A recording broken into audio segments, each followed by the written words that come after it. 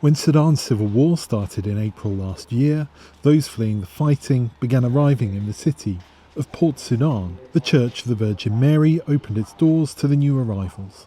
Basada Bushra Gorgeos is one of the priests at the church. Our role as clergymen is to help others find housing, food, and water. We give psychological counseling and physical treatment as well. We try to find safe places for them to stay, whether here or outside Port Sudan.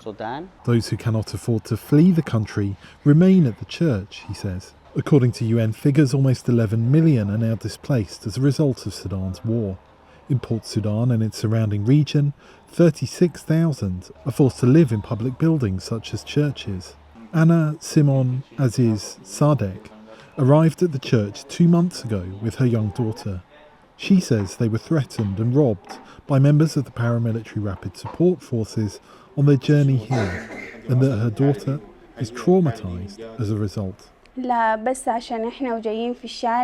When we were coming here, the RSF were stopping cars. They pulled us out of our car and took our belongings. So she's still terrified after she witnessed the gunfire. Now, if she sees a group of strangers, she feels scared. She says the church was a welcome respite. Here, we found safety. The church welcomed us and asked us what we needed. We were tired when we came here, but they helped us. Like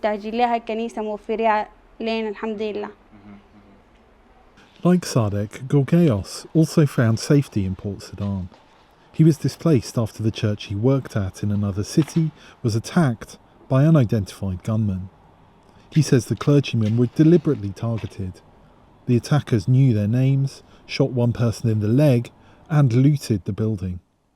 When he arrived in Port Sudan in October 2023, the trauma weighed heavily on him, he says, but that drove him to help others with similar experiences. As clergymen, it is a God-given duty and responsibility to serve others, even if we sacrifice our life to do it.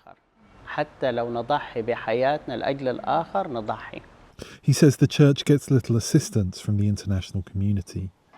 The United Nations has complained about a 50% funding shortfall for Sudan's humanitarian crisis and restricted humanitarian access from the government, exacerbating the plight of Sudan's displaced. On September 25th, the US announced it would send a further $424 million in aid to the country. Wilkins, VOA News, Port Sudan, Sudan.